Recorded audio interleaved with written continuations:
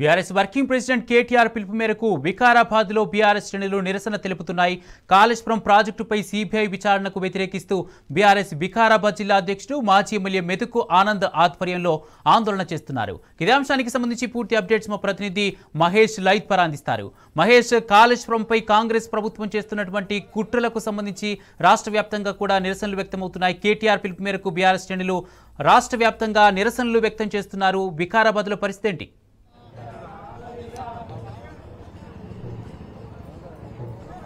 BRS working president KTR పిలుపు మేరకు వికారాబాద్ జిల్లాలో పెద్ద ఎత్తున నిరసన కార్యక్రమాలు కొనసాగుతున్నాయి. కాళేశ్వరం ప్రాజెక్టుపై సీబీఐ విచారణ ఖచ్చితంగా కాంగ్రెస్ పార్టీ కుట్ర తప్పింది. ఇందులో ఎలాంటి విషయం లేదు. కాళేశ్వరం ప్రాజెక్టుని ఎట్లా అయినా అటు రాష్ట్ర గత బీఆర్ఎస్ ప్రభుత్వంలో ఎంతో ప్రతిష్టాత్మకంగా కాళేశ్వరం ప్రాజెక్టు నిర్మించారు. అప్పటి వీళ్లు బారిన భూములకు సస్యశామ నీళ్లు పారించి సశలం చేసిన అప్పటి ముఖ్యమంత్రి కేసీఆర్ ను బదనాం చేసేందుకే ఈ కుట్రలు చేస్తున్నారంటే కూడా పెద్ద ఎత్తున కూడా రాష్ట్ర వ్యాప్తంగా నిరసనలు వ్యక్తమవుతున్నాయి. వికారాబాద్ జిల్లాలో పెద్ద ఎత్తున కూడా ర్యాలీ కూడా నిర్వహిస్తున్నారు. అంతేకాకుండా భజన రూపంలో అటు రాష్ట్ర ప్రభుత్వ తీరుపై నిరసన కూడా చేస్తున్నారు.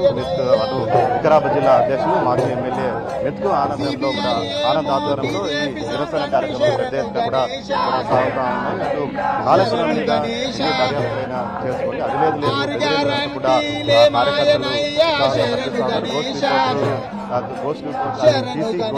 కార్యకర్తలు కాంగ్రెస్ పార్టీ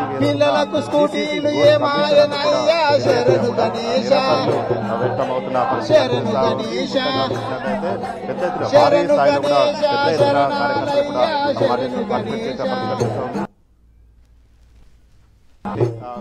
కాళేశ్వరం ప్రాజెక్టు సంబంధించి చేసిన కమిషన్ సంబంధించి ఎట్లా సీబీఐకి ఎంక్వైరీ వేయడం మీద ఎలాంటి కుట్ర దాగుందని చెప్తారు?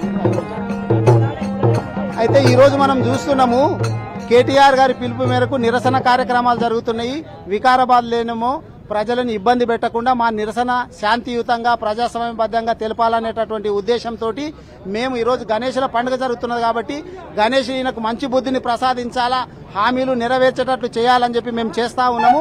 దయచేసి అందరూ కూడా ప్రజలందరూ కూడా గమనించాలా, ప్రజలకు ఇచ్చినటువంటి హామీలను దృష్టి మరల్చాలనేటటువంటి ఉద్దేశంతో ఈ రేవంత్ రెడ్డి గారు ఈ కేసులని కాళేశ్వరం అని చెప్పి చేస్తా ఉన్నారు. కాబట్టి ప్రజలందరూ కూడా గుర్తుపెట్టుకోవాలని చెప్పి కోరుతా ఉన్నాను.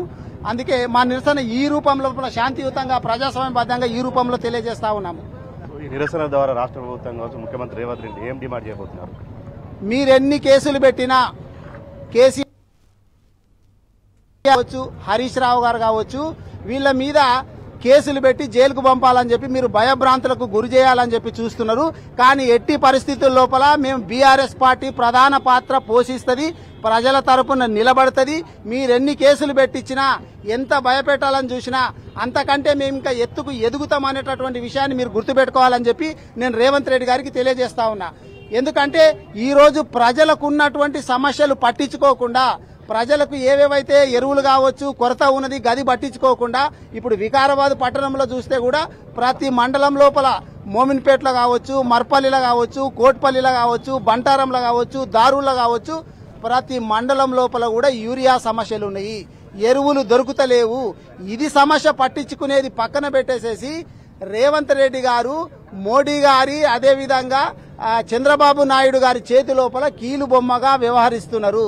ఎందుకంటే ఆయన గురుదక్షిణ చెల్లించుకోవాలనేటటువంటి ఉద్దేశంతో చంద్రబాబు నాయుడు ఆడుస్తున్నటువంటి నాటకంలో భాగంగా రేవంత్ రెడ్డి గారు కీలు బొమ్మ అవుతున్నారు. మనం తెలంగాణ ఉద్యమంలో చూసినాం.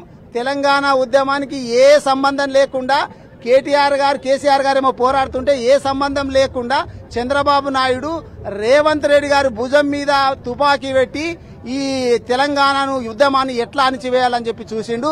రైఫిల్ రెడ్డి గారు, రేవంత్ రెడ్డి గారు మీరెన్ని కేసులు పెట్టినా భయపడేది లేదని చెప్పి తెలియజేస్తా ఉన్నాను. మనతో పాటు టౌన్ ప్రెసిడెంట్ ఉన్నారు. చెప్పండి అన్న, ఈ రోజు కాళేశ్వరం సంబంధించి సిబిఐ ఎంక్వైరీ అనేది దీనికి సంబంధించి ఏం డిమాండ్ చేస్తారు రాష్ట్ర ప్రభుత్వం? ఈరోజు మరి వికారాబాద్ జిల్లా హెడ్ క్వార్టర్ లోపల మా జిల్లా పార్టీ అధ్యక్షులు మెతుకు ఆనంద్ గారి ఆధ్వర్యంలో, అలాగే బీసీ కమిషన్ మాజీ సభ్యులు శుభప్రద్ పటేల్ గారు, అలాగే ఈ బీఆర్ఎస్ పార్టీ మిత్రులందరూ పాల్గొని మొన్న అసెంబ్లీ లోపల మరి ఘోష్ కమిషన్ వేసిన నివేదిక ప్రకారం ఈ కేసు ఏదైతే కాళేశ్వరం కృంగిపోయిందని చెప్తున్నారో అది సిబిఐకి అప్పజెప్పినామో అని ఒక ప్రకటన చేయడం జరిగింది. దానికి నిరసనగా ఈరోజు ఈ వికారాబాద్ లోపల వినూత్నంగా ఎవరికి ఇబ్బంది లేకుండా ఒక నిరసన అనేటువంటిది శాంతి ర్యాలీ చేపట్టడం జరిగింది. ఎందుకంటే కేసీఆర్ కావచ్చు, కేటీఆర్ కావచ్చు, వారి కుటుంబం మొత్తం యావత్ కుటుంబం తెలంగాణ కోసం కొట్లాడి, ముఖ్యంగా తెలంగాణలో నీళ్లు గాని, నిధులు గాని, ఇవన్నీ ఉద్యోగ అవకాశాలు గాని కలగాలి అనేటువంటి ఒకే ఉద్దేశంతో తెలంగాణ కోసం ప్రాణాలకు తెగించి పోరాడినటువంటి వ్యక్తి తెలంగాణ వచ్చిన తర్వాత పెద్ద పెద్ద ప్రాజెక్టులు నిర్మించి రైతులకు తాగునీరు గాని, సాగునీరు గాని అందించాలనే ఉద్దేశంతో కాళేశ్వరం నిర్మాణం చేపడితే ఈ రోజు 2 పిల్లలు కుంగిపోయినంత మాత్రాన వాటిని ఏదో తెలంగాణ ప్రజల ముందల కేసీఆర్ ఏదో పెద్ద తప్పు చేసిండు అని చూపించడానికి కాంగ్రెస్ పార్టీ ఈరోజు ప్రయత్నం చేస్తుంది. ఆ ప్రయత్నం ఏదో ఆ కుంగిపోయిన పిల్లలను మంచిగా చేయడానికి ప్రయత్నం చేయాలి కానీ అది ఏమి ప్రయత్నం చేయకుండా ఆ పిల్లలను అక్కడ వదిలేసి మొత్తం కాళేశ్వరమే కూలిపోయిందనే రకంగా ఈరోజు ప్రచారానికి ముందుకొస్తుంది. కాబట్టి తెలంగాణ యావత్ ప్రజలంతా గమనించాల్సింది ఒకటే, ఆ రోజు కేసీఆర్ మనకేం చేసిండు, ప్రతి ఇంటికి నల్లల ద్వారా నీళ్లు ఇచ్చిండు. ఎట్లిచ్చిండు? ఇట్లాంటి ప్రాజెక్టులు నిర్మాణం చేసే మిషన్ భగీరథ ద్వారా ప్రతి ఇంటికి నీళ్లు ఇచ్చిండు. ప్రతి 24 గంటల కరెంట్ ఇస్తుంది. ఇదంతా ఎట్లా సాధ్యమైంది అంటే ఇలాంటి ప్రాజెక్టుల నిర్మాణం వల్ల సాధ్యమైంది.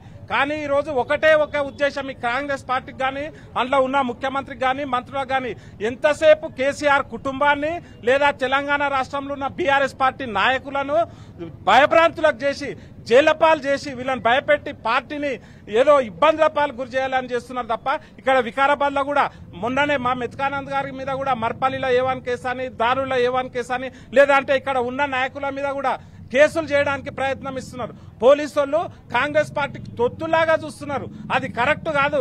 అధికారం అనేది మార్పు అనేటువంటిది జరుగుతూ ఉంటుంది. ఈ రోజు కాంగ్రెస్ పార్టీకి కూడా ఒకటే చెప్తున్నాం, మీరు ప్రజల కోసం పాలన చేయండి. యూరియా కోసం రైతులంతా రోడ్ల మీద పడి ఉంటే మీరు అసెంబ్లీలో ఖాళీ ఘోష్ కమిషన్ మీద ఒక మీటింగ్ పెట్టి ఆ ఘోష్ కమిషన్ మీద అర్ధరాత్రి ఆదివారం నాడు చర్చలు జరిపి కానీ ఘోష్ కమిషనే ఈ ప్రజలందరికీ ఏదో చేస్తుంది అన్నట్టుగా చెప్తున్నారు. మీరు అది చాలా తప్పు.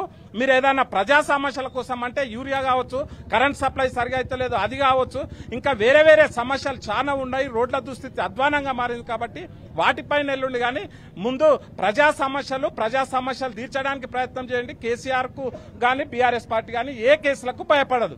జై తెలంగాణ. పాటు మాజీ బీసీ కమిషన్ మెంబర్ వరకు సభ నడిపి సిబిఐ ఎంక్వైరీ ఆదేశించడం వెనుక ఎలాంటి కుట్ర దాగుందని చెప్తారు. ఈరోజు మొదటి నుండి కూడా మనం ఈ 20 నెలల కాంగ్రెస్ పాలన చూసుకుంటుంటే కేవలం కేసులు పెట్టడం, కేసీఆర్ గారి కుటుంబాన్ని బదనాం చేయడం అనే ఒక ఏకైక లక్ష్యంతో రేవంత్ రెడ్డి గారి ప్రభుత్వం నడుస్తుంది. ముఖ్యంగా చూసుకుంటే దేశంలో కాంగ్రెస్ బీజేపీలు కొట్లాడుతున్నట్టు కనిపిస్తుంటాయి కానీ రాష్ట్రం విషయానికి వస్తే మొత్తం కూడా కాంగ్రెస్ అదేవిధంగా బీజేపీ కుమ్మక్కైన అనే దానికి స్పష్టమైనటువంటి ఉదాహరణనే ఈ సిబిఐకి అప్పచెప్పడం కేసు. ఎందుకంటే రాహుల్ గాంధీ గారు అనేక సందర్భాల్లో రాజ్యాంగాన్ని పట్టుకుంటా తిరుగుకుంటా ఈ సిబిఐ కావచ్చు, ఈడీ కావచ్చు, ఐటీ కావచ్చు, ఇవన్నీ కూడా ప్రతిపక్షాలను నిర్మూలించడానికి బీజేపీ ప్రభుత్వం ప్రయత్నిస్తుందని చెప్పి ఆరోపణలు చేస్తున్నటువంటి రాహుల్ గాంధీ ఒక పక్కన ఉంటే, రేవంత్ రెడ్డి గారు కూడా మొన్ననే సురవరం సుధాకర్ రెడ్డి గారి సంస్మరణ సభకు పోయి సిబిఐని మొత్తం కూడా బీజేపీ తమ జేబు సంస్థలుగా వినియోగిస్తున్నది, ప్రతిపక్షాలకు వ్యతిరేకంగా అని చెప్తున్నటువంటి చూస్తున్నాం. మనం ఉదాహరణ చూసిన 2014 నుండి ఇప్పటి వరకు చూస్తే సిబిఐ కేసులో 95% మొత్తం కూడా ప్రతిపక్ష పార్టీల మీదే కేసులు నమోదు చేసినటువంటి చూసింది. ఇప్పుడు కూడా కాళేశ్వరం కమిషన్ అని పూర్తి స్థాయిలో విచారణ చర్యలు చేపట్టాల్సి ఉండే కానీ సెక్షన్ 8B 8C ప్రకారంగా వాళ్ళు అవకాశం కేసీఆర్ గారికి అవకాశం ఇవ్వకుండా, తన వాదనలు వినిపించే అవకాశం ఇవ్వకుండా, క్రాస్ ఎగ్జామినేషన్ ఎవరైతే కేసీఆర్ వ్యతిరేకంగా సాక్ష్యం చెప్పిర్రో వాళ్ళని క్రాస్ ఎగ్జామినేషన్ చేసే ప్రాథమిక న్యాయ సూత్రాలను పాటించకుండా కమిషన్ నివేదిక ఇచ్చింది. కాబట్టి అది శుద్ధ తప్పు. హైకోర్టులో తప్పకుండా గతంలో కమిషన్ రిపోర్టులు కొట్టేసినటువంటి చూసినాం మనం. కాబట్టి హైకోర్టులో 100% గా కొట్టుడు పోతుందని భావించినటువంటి ఈ ప్రభుత్వం దాన్ని సిబిఐకి అప్పచెప్పేసి ఈ రోజు అది ఎందుకు చేస్తుండు, ముఖ్యంగా మేడిగడ్డను ఎండబెట్టాలి, అక్కడ ఆంధ్రప్రదేశ్ సంబంధించినటువంటి బనకచెర్ల కావచ్చు, పోలవరంలో పంటలు పండించాలనే ఉద్దేశంతో చంద్రబాబుకి గురుదక్షిణ చెల్లించడంలో భాగంగా రేవంత్ రెడ్డి గారు పనిచేస్తున్నారు. చంద్రబాబు మోడీ డైరెక్షన్ లో రేవంత్ రెడ్డి పనిచేస్తున్నారు. కాబట్టి రాహుల్ గాంధీ గారు చూసుకోవాలి నిజంగానే ఈ రోజు రేవంత్ రెడ్డి కాంగ్రెస్ ముఖ్యమంత్రి లేకపోతే ఆ కూటమి ఏదైతే ఎన్డీఏ ముఖ్యమంత్రి అనేది భావించాల్సి ఉంది. ప్రజలందరూ కూడా భావిస్తున్నారు. ఈ రోజు ఇంతకుముందు చెప్పినట్టు మా ఆనంద్ సార్ గారు కావచ్చు, గోపాల్ గారు చెప్పినట్టు ప్రజలకు మీరు ఇచ్చినటువంటి హామీలేవి 420 హామీలు ఇచ్చిండ్రు. ఈ రోజు ఎరువులకు ఇబ్బంది ఉన్నది, నీళ్లకు ఇబ్బంది ఉన్నది, రైతులు ఎరువులు వేసుకోలేని ఎరువు ఒక్క పరిస్థితి. ఈ రాష్ట్రంలో మొత్తం కూడా సంక్షేమం అంతా కూడా కుంటబడి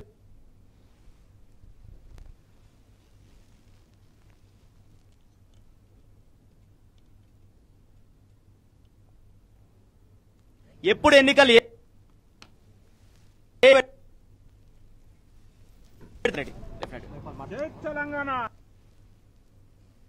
అంటే వీళ్ళు ఎన్డీఎస్ఏ రిపోర్ట్ ఇచ్చింది, దాని ఆధారంగా మేము చర్యలు తీసుకుంటాం అనేటటువంటిది ఏదైతే చెప్తుందో, 2 పిల్లర్లు కుంగిపోతేనేమో ఎన్డీఎస్ఏ ఆగమేఘాల మీద ఉరికొచ్చే. మన గౌరవనీయులు కిషన్ రెడ్డి గారు కేంద్ర మంత్రి, బీజేపీ కేంద్ర మంత్రి లెటర్ రాస్తే ఆగమేఘాల మీద. కానీ మనం చూసినాం ఇప్పుడు మొన్న ఆ శ్రీశైలానికి సంబంధించినటువంటి ఎస్ఎల్బీసీ టన్నెల్ ఊలిపోయి 8 మంది చచ్చిపోయినరు. ఇప్పటి వరకు ఇంకా 6-7 శవాలు కూడా దొరకలేవు.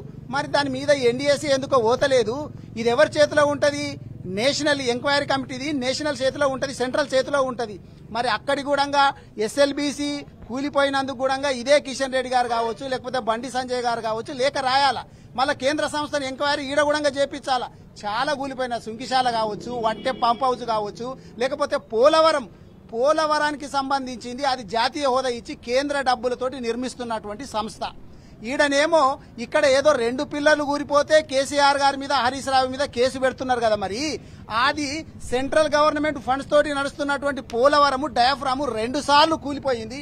2 సార్లు కొట్టకపోతే మరి మోడీ గారి మీద మీకు కేసు పెట్టే దమ్ముందా? మరి అది సెంట్రల్ గవర్నమెంట్ కు సంబంధించినటువంటిది కదా, జాతీయ పథకం ఉంది. కాబట్టి ఇప్పటికైనా రేవంత్ రెడ్డి గారు గుర్తు పెట్టుకోవాలి. మీరు ఎన్ని నాటకాలు ఆడినా గానీ తెలంగాణ రాష్ట్రం లోపల కాంగ్రెస్ బీజేపీ ఒక్కటనేటటువంటి అర్థమైంది. గల్లీలోనేమో మీరు కలిసి ఉంటారు, ఢిల్లీకి పోతేనేమో కాంగ్రెస్ వేరే బీజేపీ వేరే అంటారు. కానీ ఇప్పటికీ అర్థమైంది రేవంత్ రెడ్డి గారు ఎన్ని నాటకాలు వేసినా గానీ రాబోయేటటువంటి ఎలక్షన్ లోపల కర్రు కాసి వాత పెడతారు అనేది గుర్తుపెట్టుకోవాలని చెప్పి తెలియజేస్తుంది. ఇది మొత్తంగా చూస్తే అటు పోలవరం సంబంధించి 2 డయాఫ్రామ్లు